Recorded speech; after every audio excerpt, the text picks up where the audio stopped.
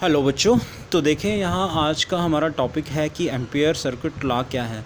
जैसे हमने Boyd circuit law पढ़ लिया है, लेकिन अब हमने पढ़ना है एम्पियर सर्किट लॉ। दोनों लॉ में ये डिफरेंस है कि एक लॉ जो है वेक्टर फॉर्म में है और एक स्केलर की फॉर्म में है। वो हम देखेंगे अभी स्टेटमेंट से क्या आंसर आता है। तो दोनों का काम यही है कि मैग्नेटिक फील्ड कैलकुलेट करना है, लेकिन एम्पियर लॉ जो है उससे हम आसानी से कैलकुलेट कर सकते हैं मैग्नेटिक फील्ड, और बॉयड सर्किट लॉ से थोड़ा जो हमने सॉल्व करे क्वेश्चन वो थोड़े लेंथी थे। तो देखें यहाँ पे अब हम किस तरीके से हम ये देख सकते हैं कि यहाँ बोला जा रहा है it states that the line integral of magnetic field.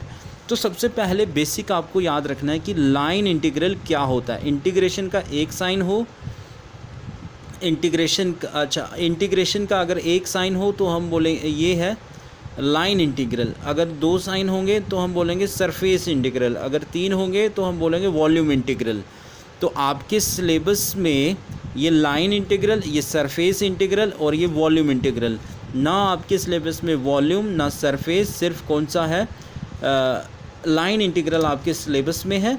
तो इन्होंने बताया it states that the line integral, ये लाइन इंटीग्रल का सिंबल है, over a closed path, line integral of a magnetic field around any closed path, किसी closed path के लिए जो मैग्नेटिक फील्ड होगी बी डॉट डी एल, वो in vacuum, vacuum is equal to mu naught, और times का मतलब current के साथ प्रोडक्ट करा है आई, तो current flowing through the conductor. तो इसको हम बोलते हैं लाइन इंटीग्रल, जिसको हम क्या बोलेंगे लाइन इंटीग्रल, इसके इक्वल होता है।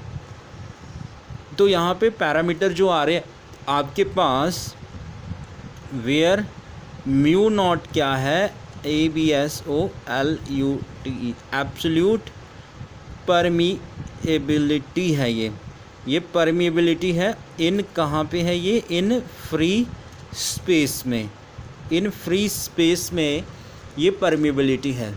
तो अब हम इस एम्पियर लॉ को प्रूफ करेंगे। तो देखें किस तरीके से इसका प्रूफ होता है।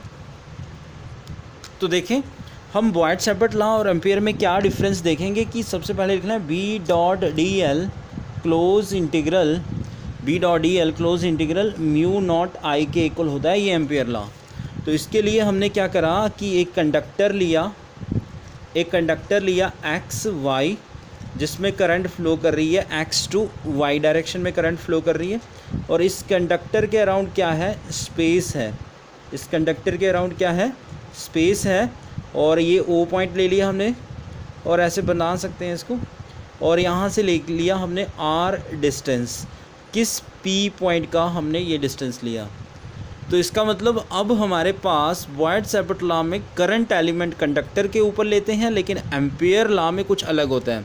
तो अगर current X to Y flow कर रही है तो आपको बताया राइट हैंड थंब रूल की डायरेक्शन ऑफ मैग्नेटिक फील्ड वो बताएगा इनटू द पेज है, यानी कि यहाँ पे एंटी क्लॉकवाइज डायरेक्शन में मैग्नेटिक फील्ड होगी, इस डायरेक्शन में होगी मैग्नेटिक फील्ड।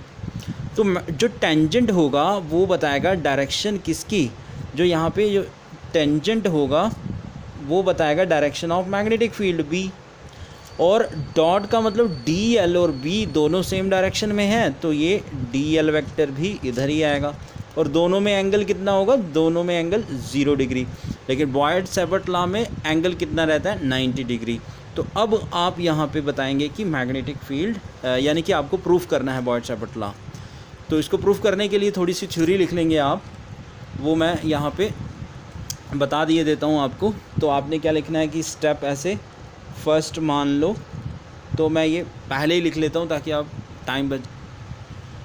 तो देखिए बच्चों यहाँ पे क्या है, कंसीडर इस long straight conductor X Y lying in the plane of paper, यानी कि ये जो कंडक्टर है एक्स वाई आपने लिया है और कैसे है, lying in the plane of paper, let I be the current flowing in the direction, मतलब एक्स वाई की ही डायरेक्शन में करंट फ्लो कर रही है। The magnitude of magnetic field B, the magnetic field B is produced around the conductor. आपको पता है जब इसमें करंट फ्लो करेगी इसके अराउंड क्या होगी, स्पेस, और उसका नाम होगा मैग्नेटिक फील्ड।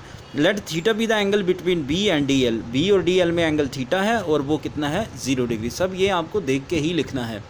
इसके बाद हम इसका अगला पॉइंट मैं बताऊंगा। अब आपको कैलकुलेट करना है magnitude of magnetic field P point पे कितना होगा। तो आप चाहे तो लिख सकते हैं इसको, इस पॉइंट को लिख सकते हैं कि जो आपका स्टेप पॉइंट सेकंड है, ये स्टेप सेकंड भी आप ऐसे मान के चल सकते हैं।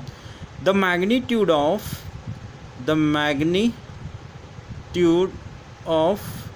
मैग्नेटिक फील्ड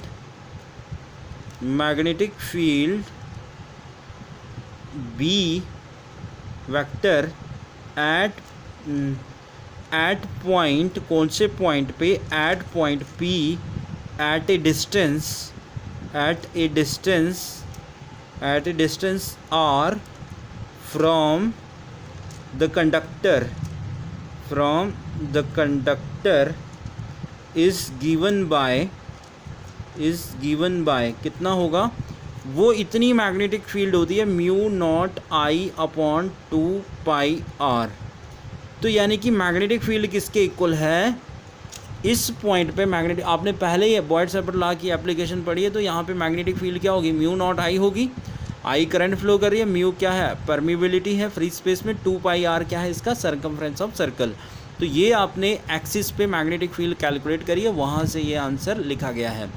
तो अब इसके बाद आपको बताना है यहाँ पे कि मैग्नेटिक फील्ड की डायरेक्शन क्या है, perpendicular to the plane of paper है। थोड़ा सा इसको रब करेंगे तो आप बता सकते हैं यहाँ पे कि now the magnetic field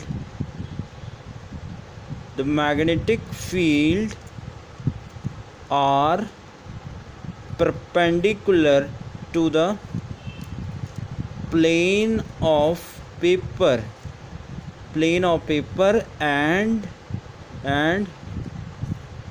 directed inward direction में है, inward direction, perpendicular to the plane of paper and directed inward direction है। ठीक है, तो इसके बाद हमारे पास क्या होगा, हमें अब सेकंड पॉइंट पे कैलकुलेट करना है। मान लो स्टेप थर्ड है, स्टेप थर्ड में अब हमें कैलकुलेशन करनी है।